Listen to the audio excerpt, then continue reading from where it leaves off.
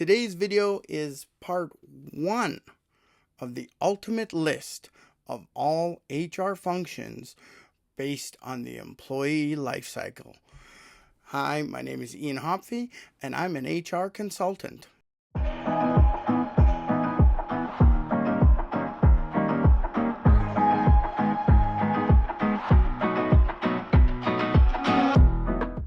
Now, I had to split this up into 2 videos because when I was making the list of all HR functions, it was very long.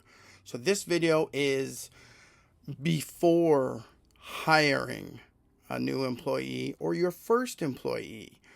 It's hard to remember all the functions or tasks that HR does. So here's the list.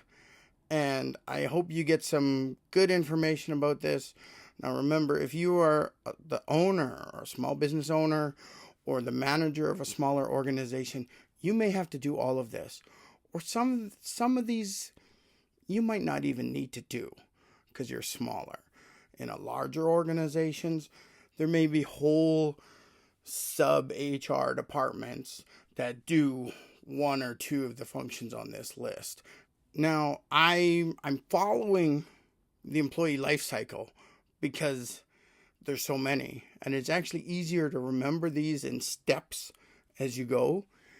And once you become more experienced, it'll just become second nature to you. To all you HR experts who are watching this video, go ahead and make a comment if I missed something and help everybody out. Before hiring, I'll put the entire list in the description below, but I'm going to explain everything, at least a little bit. First, we're going to talk about reviewing the organization's vision, mission, and values. Now, this seems strange for an HR person to be doing this, but you need to remember the direction the organization is going in. And if you're a small business owner, you know this stuff. But if you have an HR person working for you, they may not know this stuff. They need to make sure that they're hiring in the spirit of your organization. There's certain things that an HR person should push back on every now and again and say, whoa, wait a minute. Why are we hiring this position when that's not something we're supposed to be doing? So reviewing the mission, the vision, and the values is important before you get started. Number 2, review the organization's strategic and operations plan. Now, this is kind of an extension of the vision, the mission, and the values, and it actually helps you get a little more direction because the owner or the executive, they've said, this is what we want to do. Or more importantly, the board of directors might have said, this is our overall approach. This is what we want to do until we review this again. So the strategic plan is normally created by your CEO and the board of directors. The operations plan, which is built from the strategic plan, is made by your executive team. And they put this forward. It maybe needs to be approved by the board, maybe not, depending on your organization setup. And if you're a small organization, it's just the owner doing this. Most owners, you probably haven't done this, but you might want to do this to give you some direction. So it's something that you always go back to say, am I hiring the right person? Our strategic goal this year is to do X, Y, Z. Is this next hire going to get us to that goal? It's a guide. Really helps. Number 3, if you're the HR person, you're going to want to meet with the leadership team to help create, update, and review the HR strategic plan.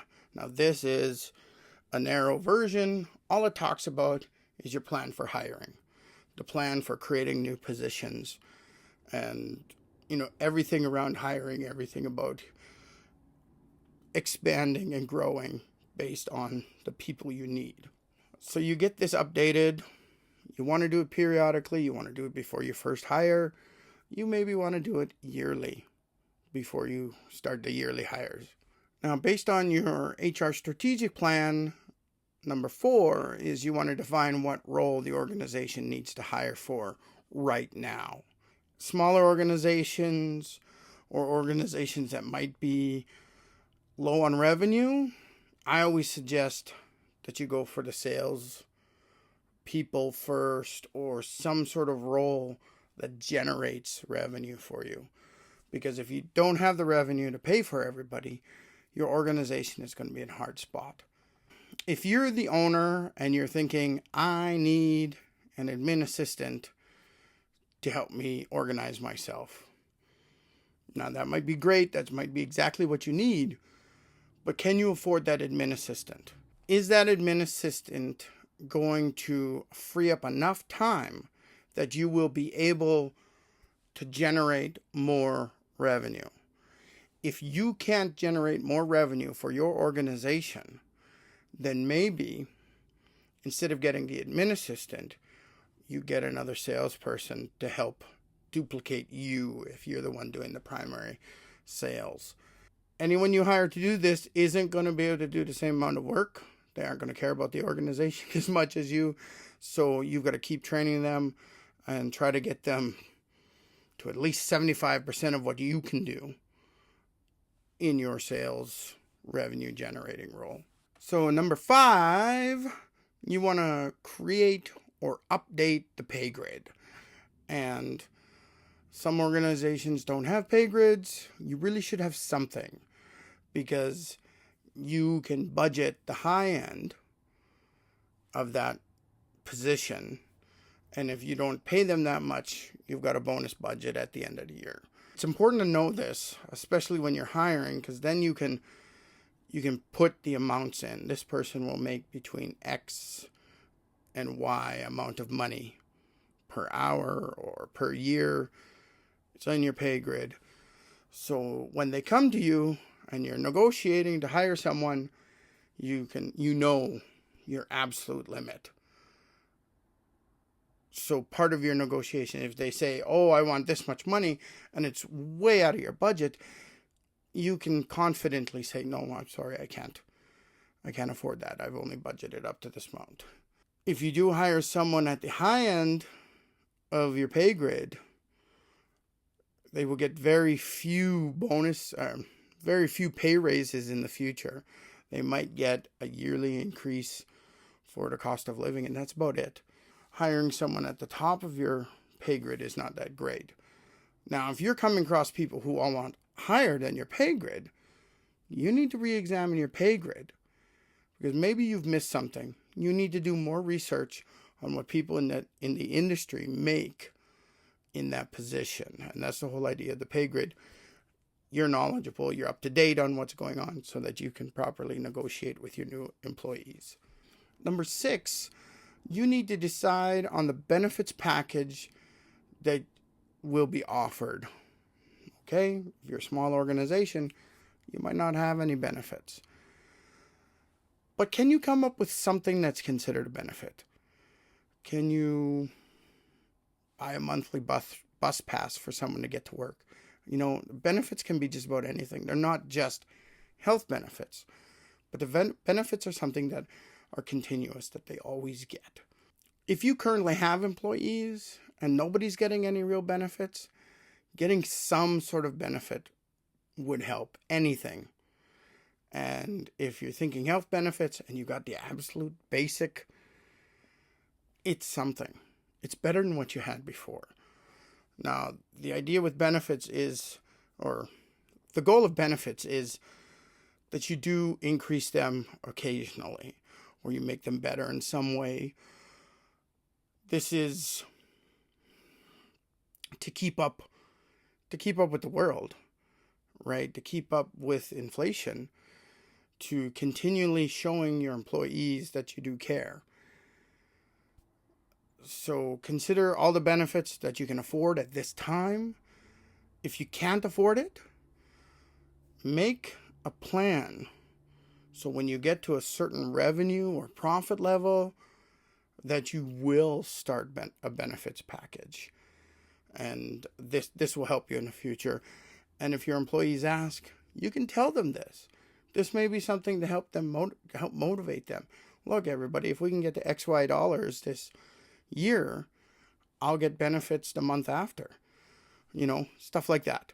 So now that you've decided what the role is, number 7 is to list all the job tasks for this role. Now, it might be simple to say admin assistant or salesperson or whatever role you're hiring for. But if you don't list all the tasks, you're going to have an unsatisfied employee. They're going to come in and say they're going to have a preconception of what an admin assistant does. But you have a whole bunch of tasks that in most organizations, admin assistant doesn't do. So you got to remember this. You got to list everything, and you got to make sure that's on your job description, all those tasks. And you can organize them by different categories. These are admin. These are reception duties. This is filing duties or whatever, right? You can organize them like that, and this will help people decide if they want the job or not. And it'll help you to hire the right person. We have that tendency to put and other job tasks as requested, right? That's a catch-all. Okay, you still might list it, but you still want to have 95% of the possible tasks they have listed because you don't want some surprises. So naturally, we roll into number 8, which is create or update the job description. So you independent, you're thinking, these are all the tasks I need someone to do for me. Now, part of that organizing is to create the job description. If you already have one, that's a good starting point. But every time you hire someone new for a position, you should review it. You should update it because things change. Job tasks change. Your systems change. So update it. Number 8, if you have human resources information system that you're using, you're going to want to create or update the position in that system. There's a lot of different systems out there. If you're using one, make sure it's actually useful for you.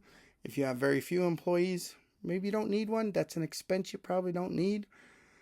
I would say wait till you got about 20 to 50 employees before you get an actual HR information system.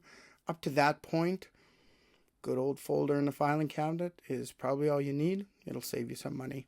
And of course, number 10, create or update the job ad. Now, you're going to put some of the most important things onto the job ad, but the most important part of that job ad is listing the qualifications that they absolutely need. Do they need a degree? Yes or no? Education, a lot of times, isn't that important. The admin assistant, can you train someone to do filing? Can you train someone to answer the phone? Right? These sorts of things. They don't need a degree. Salesperson, do they need a degree? Do they need a marketing degree? Do they need something like that? Maybe not. Can they be trained to read a script? The steps you do to do your warm outreach or your cold outreach or whatever you're using in your sales mechanism, can that all be trained? Does it need to have a university degree?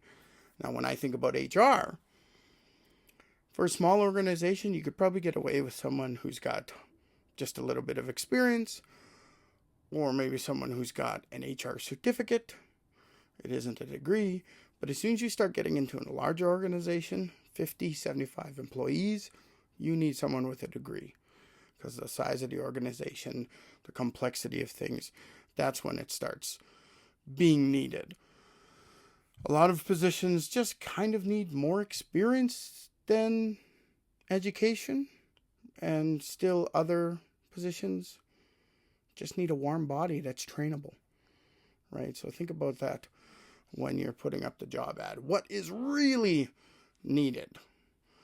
Because despite what we think, there's a lot of amazing people out there that don't have a higher education or don't have 20 years of experience. They might have 1 year. They might be amazing. They might not have none, but they're very trainable. Now that you've got the job ad built, number 11, post the job ad to the appropriate places based on need. If you're hiring in your small town, do you want to be listed on the federal government? Here in Canada, they have a jobs website for the federal government. Do you want to list there? Or do you want to go down to the gas station and put up a poster?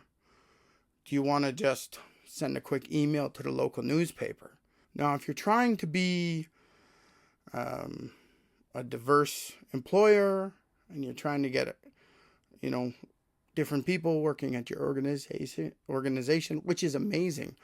The more diverse your employee base is, the more creative, better ideas you're going to get. That's the truth, because it's everybody's life experiences that come into your job. You're not just hiring someone to be a robot and answer the phone.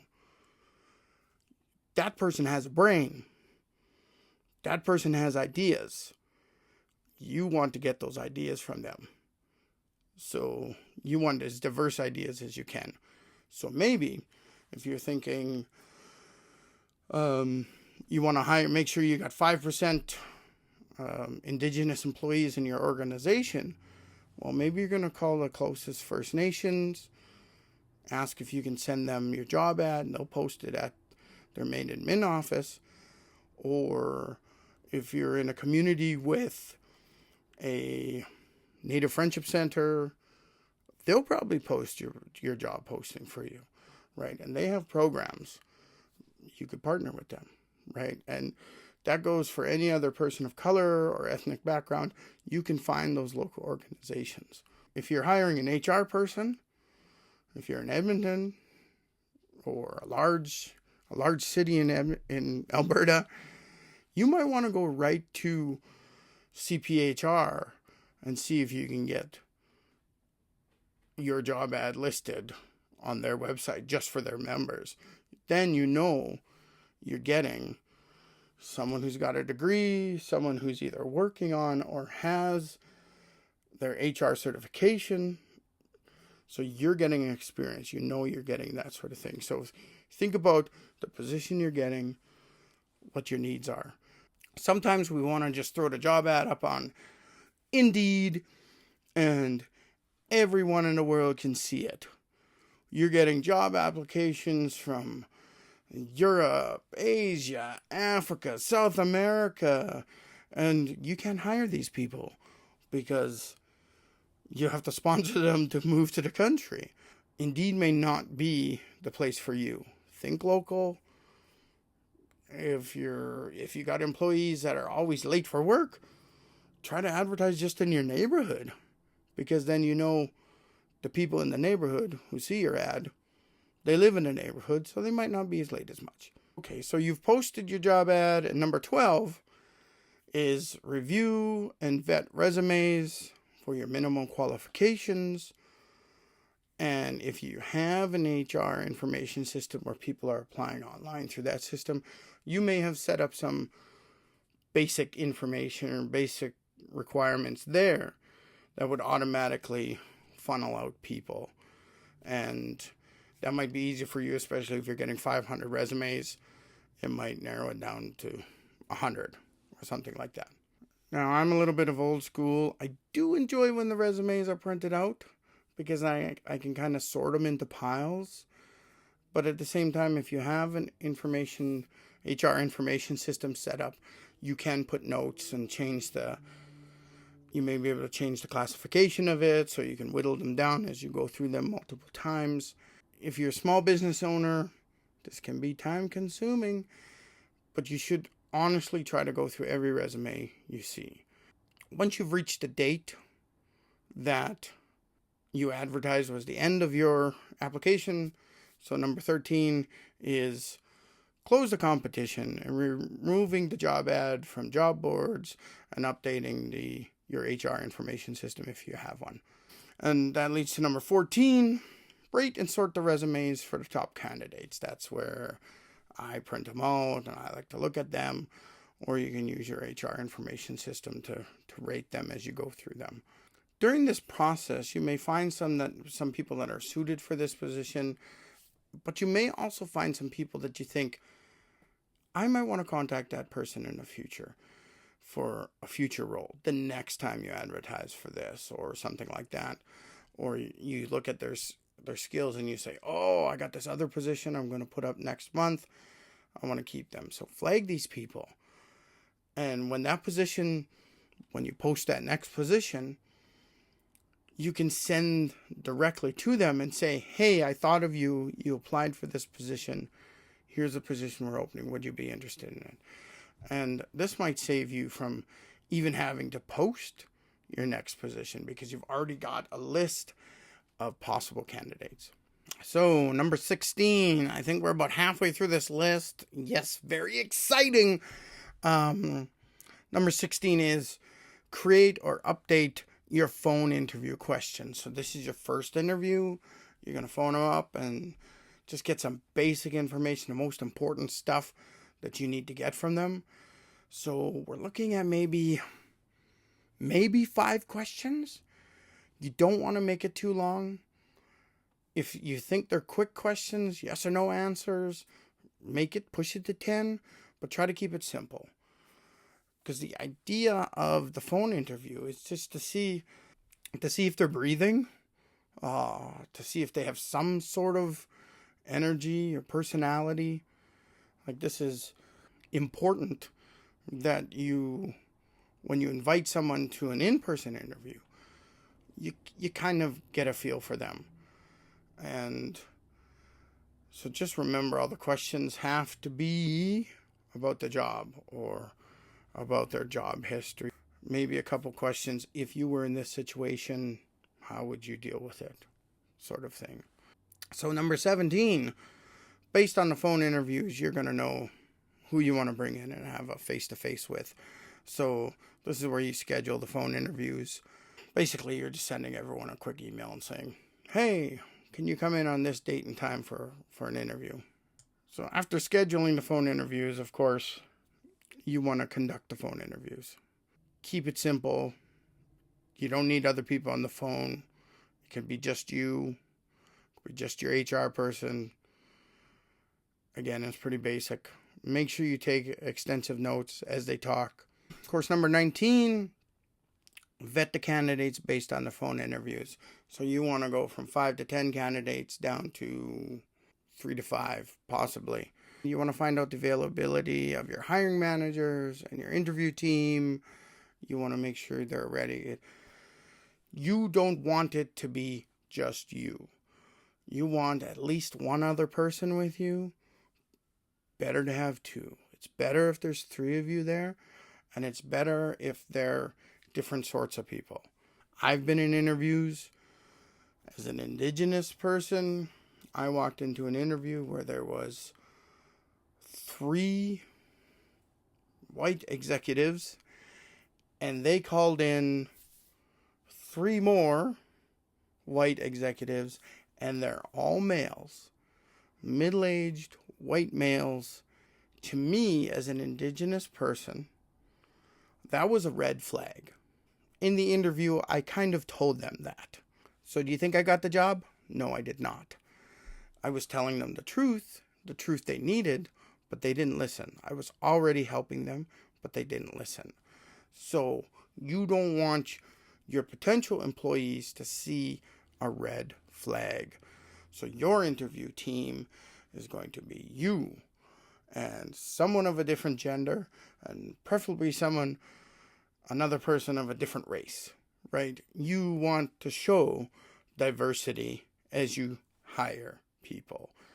And it's preferable that you keep the same 3 people on the interview team for all the interviews. Number 21, you want to create and update your in-person interview questions. These are going to be a little more in depth. I would say have each person on the interview panel maybe ask 3 questions and take your turns doing it. If you're not the one asking a question while you're in there, that person is observing and taking notes, because you want to watch what the person is doing, their body, their body motions and how they're reacting to questions and things like that.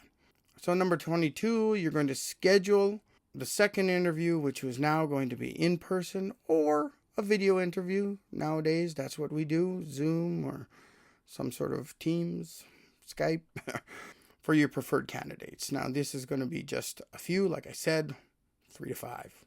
Now, after 24, after you've done your interviews and you've reviewed each candidate, you want to decide if another round of interviews is needed. Because maybe you had 5 and you narrowed it down to 3.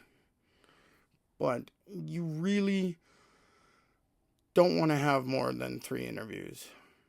That's the phone, the first one, and the second one. If you need more than that, there's something wrong. You haven't properly defined your role. Defined the role or defined the type of person or the candidate you want. So this, if some organizations, they go through 5, 6, 10 interviews. That's outrageous and not needed.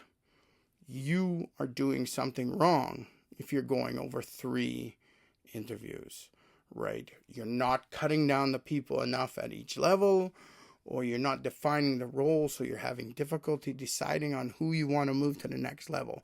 This is a you problem. It's not a them problem. It's not a candidate problem. So now you need to make that decision. Should we go for a 3rd round of interviews?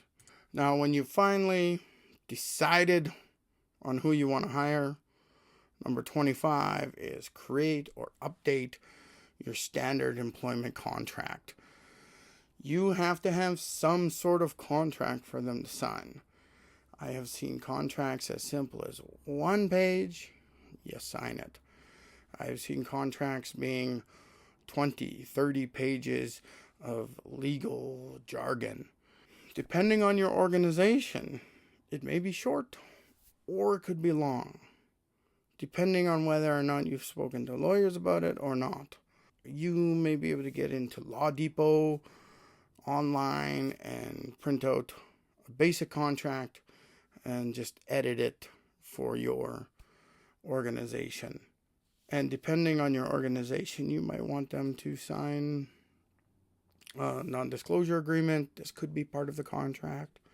In general, I think your employment contract is going to be somewhere between 3 to 10 pages. If it's shorter than that, you might be missing something. If it's longer than that, you've complicated the process. There certainly could be places where it could be at either end. So once you have the contract created, number 26 is you will send an offer letter to the winning candidate. So you're not sending the contract. You're sending an offer letter that says, we would like to hire you for this position for this amount of pay, possibly putting in with these benefits. And you want to keep it simple and short. Then that person will come back and either agree or, number 27, they're going to negotiate. And that's fine. You have to be prepared for negotiations. You should always expect people to come back with a negotiation. Don't be insulted by it. Really consider what they come back with. Maybe they just want an extra $1 an hour. Maybe they want a slightly different benefits. You've just spent all this time trying to find the right person for the job. Is an extra $1 an hour going to kill this deal? Maybe it's still in the grid. That's fine. Yeah, number 28 was updating the employment contract based on negotiations. Number 29 is sending that employment contract to the winning candidate for review and signing. They still might come back and have questions about your contract wondering, what's this part? What does this mean? That's fine. That's normal. And you shouldn't be rushing this part at all. Let the questions come, answer them.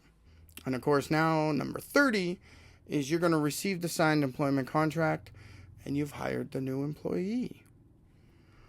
Number 31, you got to send regrets to all the other candidates. Maybe in your job ad you said we would only respond to people that we interviewed. So anyone who was on a phone interview or the first or second in-person interviews, these are the people you're going to send that regrets to and say, sorry, we've hired somebody else. If they have questions, try to answer those questions. It can be a little bit sticky because sometimes people will think that they were the best candidate and now they're going to complain that they didn't get hired. This may happen. Be prepared and seek some advice before you answer these emails. And the final on this list, number 32, is the answer to follow-up questions from any failed candidates. And those are the questions I told you to be careful about. They may be easy. It may be advice on what can I do better on applying. Answer the questions as best you can. Unfortunately, we're in this world where not everyone knows how to do a resume. Your best candidate might have been disqualified by your HR information system at the first step because this person with all this experience maybe didn't write down the programs they've used, or they didn't use certain industry jargon that you were looking for, these keywords that you were looking for. It's not always intuitive that we put this in there. You may have put experience with Microsoft Excel. They might have said experience with Microsoft Office. The word Excel wasn't on the resume, so they've been gotten rid of, right? So these are the types of questions you may be getting, and you should give back good feedback. Sorry, your resume didn't indicate that you could use Excel, right? And they're going to be like, oh my God, I didn't put Excel in, right? And I always advise my resume clients that we should list out all the programs you used while you were in that position. Whether it's just the Excel suite and you list all the Outlook and Word and, PowerPoint, or if it's some other industry-specific program. If you're an accountant, you put QuickBooks. If you're an accountant, you put ACPAC, Simply Accounting, Sage, whatever they're calling it now, right? You want to actually put those keywords in because we're still in this world where I've mentioned it before, we have a perception of what a role is. If I say admin assistant, you have a list of job tasks in your mind that admin assistants do. Whereas this person who has admin assistant experience may have been doing all kinds of amazing work, additional tasks that an admin assistant normally doesn't do. So it's important that they're listed out. Well, that's the end of this list, part 1, before hiring. The next video I post is going to be part 2 to this, and it's going to be after you hire, all the HR tasks that are involved after you hire an employee. As always, thanks for watching. I'm sorry this was a long video today. I hope you got a lot of good stuff out of this. Please like and subscribe and comment if you think I missed something or if you got a follow-up question. Thanks. Bye.